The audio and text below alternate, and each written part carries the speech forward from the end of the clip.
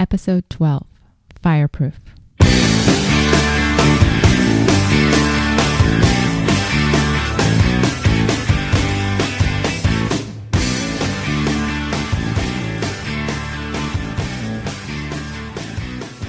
Welcome back to One Extraordinary Marriage, where we talk about life, love, and the pursuit of intimacy. You're here with Elisa DiLorenzo. And Tony DiLorenzo. And this is actually a special broadcast. Tony and I are a little behind the times and just finished. But we were doing our date night. We were doing date night. Sorry, I'm stepping over you. I'm all excited. You're very excited. We just finished watching the movie Fireproof, which, came out, I believe it was last year. And it's a movie with Kirk Cameron. And just a heads up to everybody, Elisa and I are not huge movie buffs. We are not spending money to go see a premiere. And today, my brother works for DreamWorks, and today is the release of How to Train Your Dragon. We're recording this on Friday night. Yes, this is a Friday night. And so to say that we are movie buffs is a huge overstatement. It doesn't even rank. No, it doesn't. Just because we've chosen not to. That's just an area where we choose not to spend our money. Right. We enjoy watching movies, but we do it from our own home where we don't have to pay upwards of $20 to $30 just to get in the door. Right. And that's something that you and I agree upon. Right. Yeah. It's not anything that I'm sitting here griping about. Or I'm griping about. Plus, Tony has to typically go to the bathroom at least once or twice through a movie. Hey. So, come on now. It's nicer just to be able to pause it as opposed to be like, great, now I'm sitting in a theater by myself. So I almost made it all the way through Fireproof. You got to the last 3 minutes. I know. I did. I was very proud of myself. Yeah. 3 minutes, dude. I'm sorry. Thank God for the pause button. I know.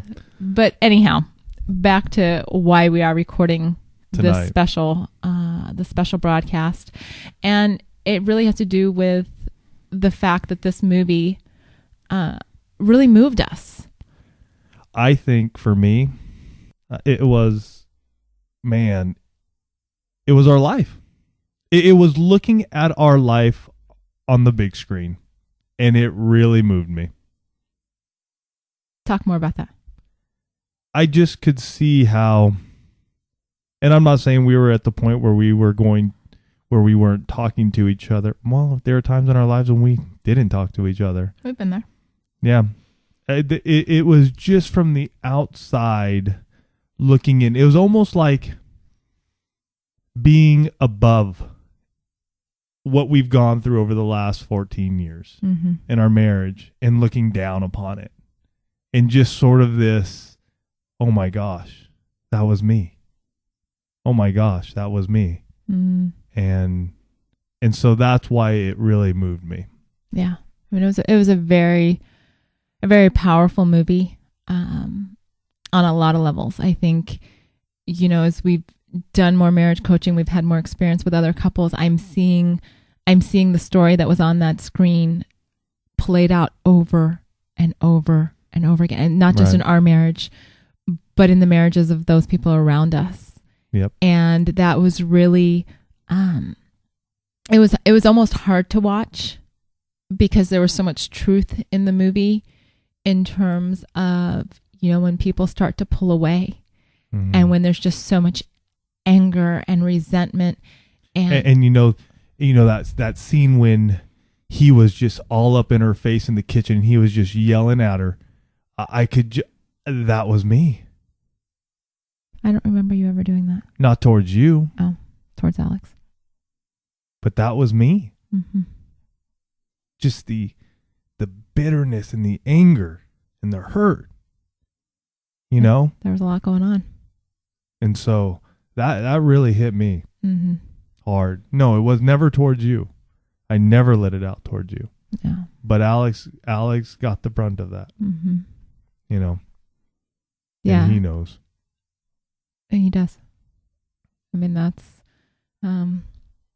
unfortunately for Alex, I think he bears being the oldest.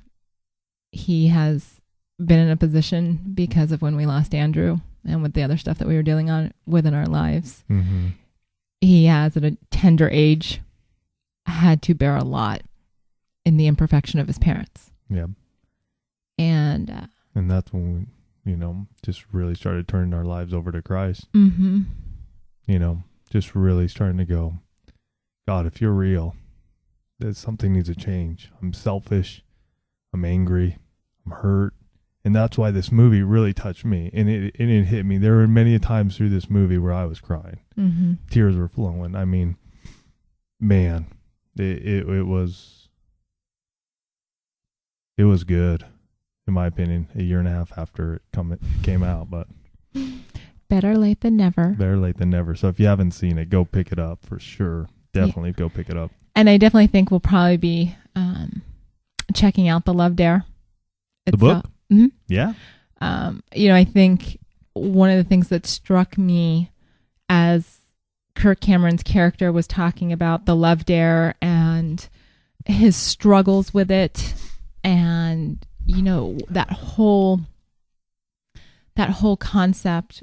There were a few things that really hit me. One was it's not going to work if your heart's not in it. Yep. If you're just going through the motions, just to say, you know what, I'm working on my marriage, but your heart is not there, then really you're just going through the motions. Right.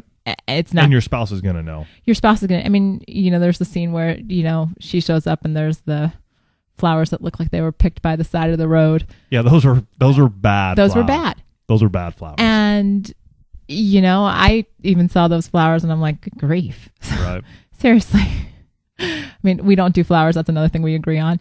Every once in a while. Every once in a while, but it's not. I'm not one of those women that expect flowers and that we do a lot of flowers. But even seeing that bouquet on the table, I was like, "Ooh, dude." Yeah, he was better off not getting flowers. Yeah, that would have gone farther. But so there was that aspect of it that you have to have your heart in it, and you have to be committed to it. And and then at the end when she asks him, "What day are you on?" Because she's found the love dare. Right. And he tells her, I'm on day 43. And she says back to him, but there are only 40 days. And he said, well, there's nothing that said I didn't, that I had to stop or that I couldn't keep going. And to see the transformation that happened in his character by changing himself. And that was what was so powerful to me, is that he stopped trying to change her. He stopped putting all of the blame and responsibility for everything wrong. Well, it's all her fault. He told all of these other characters in the movie, it's her fault. If she would stop nagging me, if she would be more appreciative, if she would respect me. And when he started working on himself, even though it took a good month before there was even a glimmer of response, and then she's still serving him with the divorce papers, when she finally started to put the pieces together to realize something is going on here. Mm-hmm. He's a different man. And, to realize that his character... One thing I want to bring up real quick, and you brought it up, was how he was always looking at her as being... He was always trying to change her. He wasn't taking any personal accountability. And the reason I bring up personal accountability, because I picked up a great book off of our bookshelf this week again, called The Question Behind the Question, QBQ by John Miller. And it's all about personal accountability. And everything I saw in those scenes in the beginning were, well, why does she do this to me? Or why doesn't she respect me? And why can't she just do this? And what is wrong with her? And the personal accountability is all about, what can I do to make a difference in this marriage? Well, and it was very telling when they have this exchange about where he is. And then he gets down and asks for her forgiveness. And at the end. Yes. At the end. And she says, I need some time. Yeah. And his character at the beginning of the movie would have probably jumped down her throat. What do you mean that you need time? I could almost hear what would have happened 40 days ago, where he would have just been all over her. I've been trying so hard and you're not appreciating me. But what happened halfway through the love dare? He put his heart into it and he accepted Christ. Right. And I think that's the big one. That's the big one. I mean, he submitted himself. Mm-hmm. He laid his life down before God and said, I am broken. I am hurt. I am messed up. I need you, Lord. Right. And that is when his life turned around. Right. And that is when his marriage began to turn around. Because he now understood that he was forgiven by Christ. And what was that line? Oh, when he's like, when he's talking to his dad? Yes. Okay, and he says, you know, what am I supposed to do when I just love her and love her and love her and all I do is get rejected? And his dad is standing underneath the cross. Right. And his dad says... It's like, think about that, man. That hit hard. That was a very big one when his dad turned it around on him and said, you've done the same thing. Yep. To Christ. To our Heavenly Father. And how many times have we done that? Many a times. More times than I would care to count. More times than probably can be counted. Yep. But that's where the change came. That's where the change came.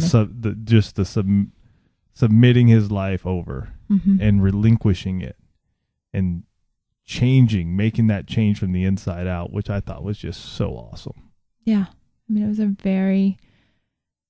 it's one of those movies that I think we'll watch again and again. It's a movie that if your marriage is in a good place, I recommend you watching it. I think so. Because it's going to make you stand up and take note of where you're at and where you could be. If you're in a not so good place, I think this movie offers hope. Most definitely. I think it offers a plan. Well, and I know in our church, they actually did the Love Dare. Some very good friends of ours who are a part of the marriage ministry and love them to death, Mark and Sandy. They did that, and they had a wonderful group and have done the Love Dare at our church in a small group setting. And that's something, that really hit me that, it's 40 days. Is your marriage worth 40 days? Yeah. Kirk Cameron's dad asks him, is there anything in you that wants to save this marriage? And I really thought the answer was, even though obviously that would be a very short movie, I really thought he was going to come back with no. He was so hostile and so angry that... and even something that the hostility came from that selfishness and the financial tension because he was saving up for his boat, his beloved boat. And what caught me was on day, I think, 23, he's on the computer and he's looking at his boat. And all of a sudden, maybe in the background, and I'm just reading into this, but maybe in the background, he may have had some pornography going on. And this was brought up earlier in the movie, right? How she was telling him, "You need to get out of that junk." And then she's telling her mom in another scene of how it makes her feel so basically ugly. Right. She told her mom she felt humiliated. Because he looks at this stuff and why doesn't. I'm reading into this, but again, having looked at pornography as much as I did and having talked to you as much as I have about it, I know what's going on there. Right. But anyways, in this scene, all of a sudden he's looking at his boat. He's lusting after his boat that he saved up so much money for. And a pop-up comes up and it says, want to see what's behind this? Click here. And I could sense that struggle. And oh my God, I've been there. That struggle when you're just looking at it and you're going, should I or shouldn't I? Should I or shouldn't I? And there were times in the movie where he just went right into it. And in this moment, though, and my heart was beating. My heart was really beating for him because I was like, come on, man. Turn it off. Turn it off. Walk away. Just do it. And what shocked me was that he turns it off, but all of a sudden the next scene is he's outside with a baseball bat. He has a monitor screen up on the table, and he's bashing it. Right. And then he's getting the whole computer, the desktop, and it's right out there too, and he's bashing that. And I'm like, right on. Yeah. How many of us need to do that? Me included. And it's all with pornography, but, social media and everything else that I get sucked up into. But I was just like, right on, brother. Yeah, that was a very dramatic. And his father called them parasites. He in the Love Dare, they call them parasites. These things that attach to you that can start destroying your marriage. Right. Addictions, alcohol, drugs, pornography. And yeah, and she, you almost knew that was going to come to a head somewhere in the story because of the fact that she walks in on him early on, and she calls him out. She's like, "Do you erase your history?" Yo, that's right. Because he hears her walking in, and you can tell he's like trying to click all the windows closed, and he's just sitting been there. I've been there. And you're trying to get it down fast enough so no one catches you. And then he just turns off the monitor because he can't get it closed fast enough. Well, because those darn pop-ups kept coming up. Oh, bummer, pop-ups. But I'm just saying, I know. I've been there. I know what he was going through, and I know the anxiety that was going through him there. I totally know that feeling. And, it was very well written in that, she really goes into what it made her feel like. She tells her mom at one point in time, when did I become not good enough for him? Mm-hmm. When did he get to the point where he's more satisfied with what he can see on a computer screen than what he's got in front of him? And she was cute. I mean, she was an attractive woman. Yeah, I mean, if we're going to talk about, the characters in this movie, she was a hot woman. I mean, she was attractive. Yes, I'm happy to come home to you every night. I think you're hot. In this sense, I would say, hey, if that's your wife, dude, you should be loving on that. Right. Lovely. What? No, but it's true. And I love that they took it to such a degree that he did go smash up the computer. I mean, that was very, in this day and age, we're so attached to our electronics. Right. That for him to take the computer out and smash it in front of the neighbors, which, neighbors were comic relief. Yes. But for him to do that was very significant. Right, because then she comes home and she sees the monitor and the desktop in the trash can. And all the while, though, here's what's going on her side, though. She's obviously ready to pull out because of the early scenes when he is all up in her face, yelling, screaming. I mean, he's inches from her face, and I could only imagine the terror that she's in. Mm-hmm. Really. Oh, very much so. I was just is he going to hit her? What's he, what's he going to do? Because, I mean, that is a very scary place to be. Mm-hmm. And what ends up happening after that, though, where she works at the hospital, an emotional affair starts coming on. Right. And she starts building one up with one of the doctors. So you can almost sense as he's going through all his crap and he's trying to figure out hers, she's pulling away because she is having this emotional affair at work. Right.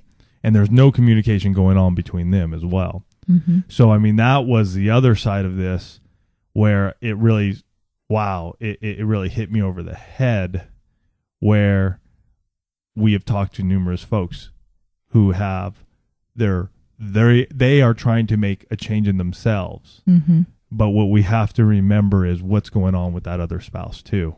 Right.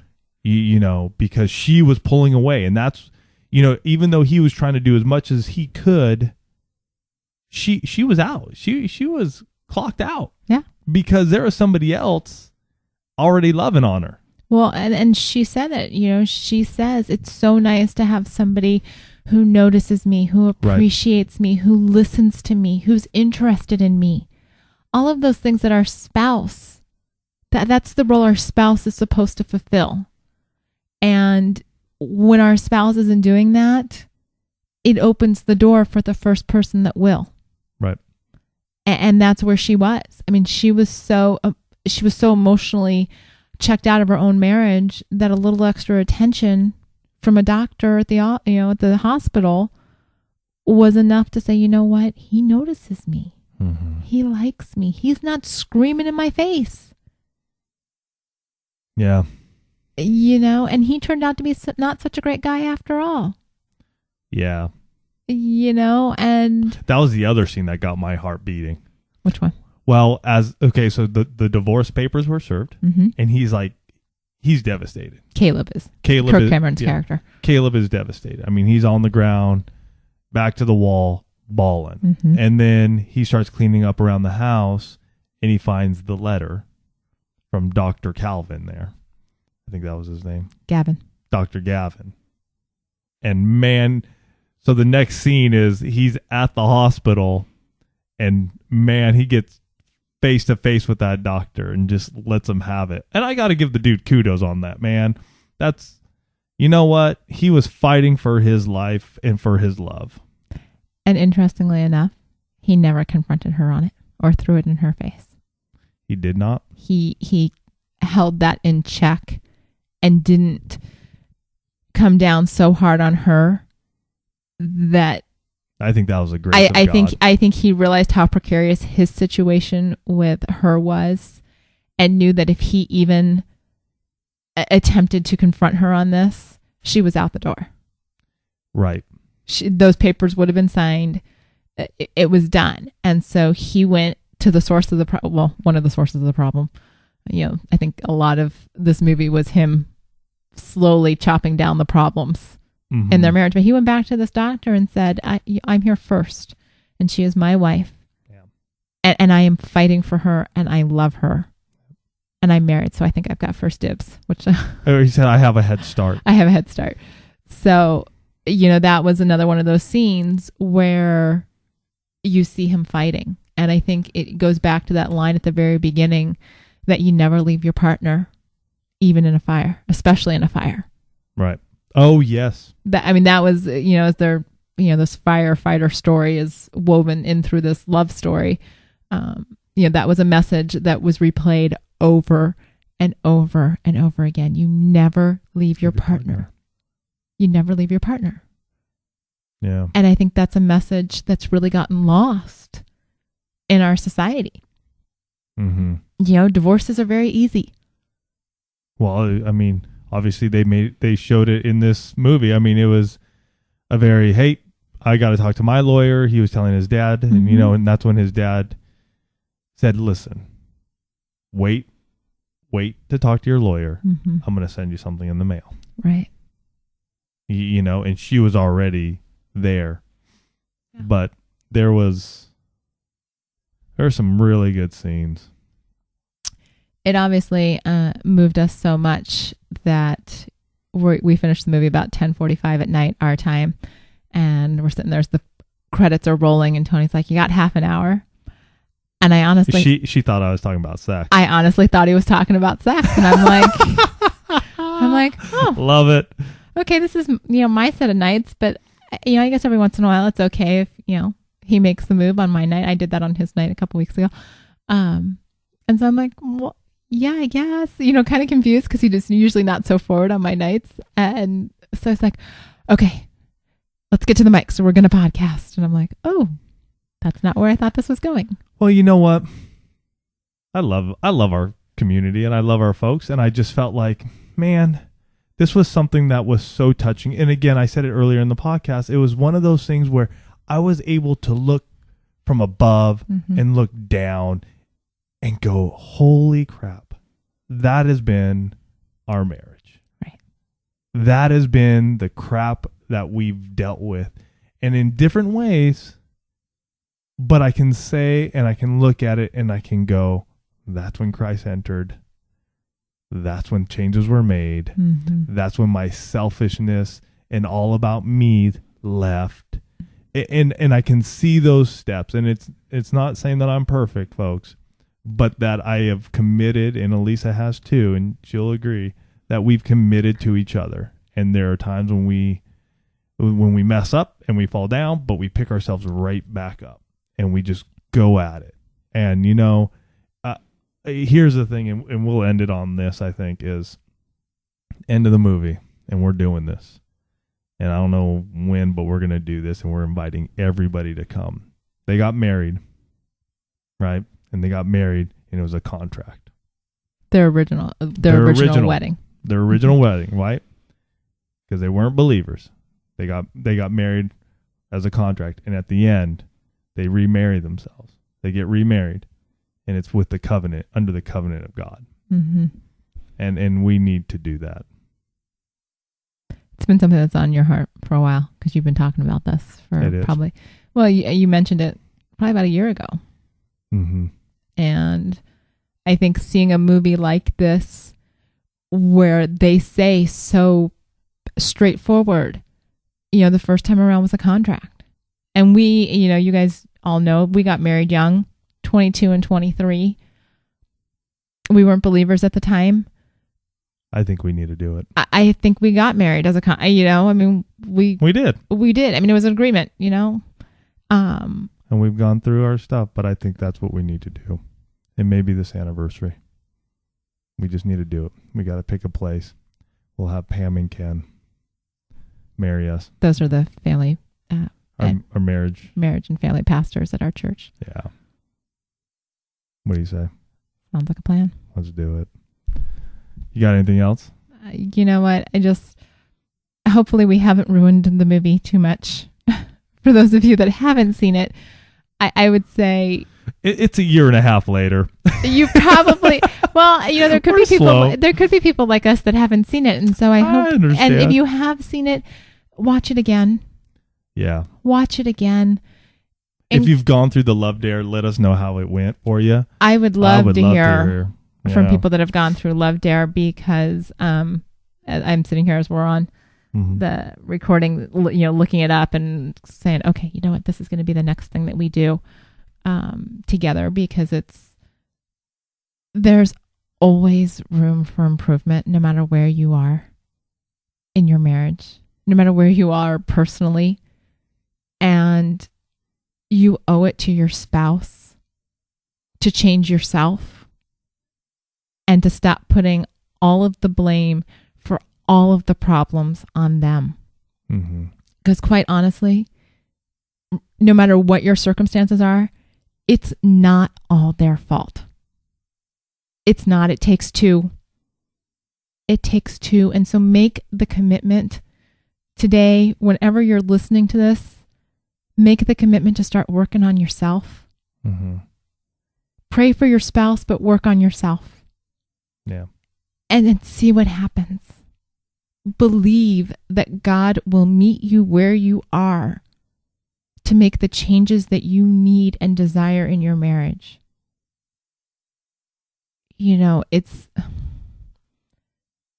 It's too big a deal to leave it to chance. So don't. Recommit to your spouse to make your marriage better. Amen to that.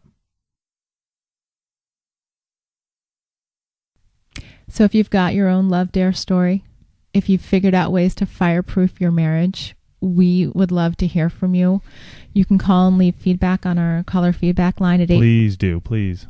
You're cutting me off. Sorry. At 858-754-9937. You can also email us at askalisa@oneextraordinarymarriage.com. Or Tony at asktony@oneextraordinarymarriage.com. Leave a comment on our Facebook fan page. At the blog. On the blog. Comment here. There are so many ways that you can reach out to the community. And, if you've been through this struggle and you've made it through because you committed to your spouse, you recommitted and said, I am going to change me. We want to hear your stories. We want to hear what you were able to do to make it work. And so we thank you guys as always for listening. You mean more to us than you can possibly know. And so we just want to say thank you, and hope you enjoy this sort of extra special edition this week. Yep. We love you guys.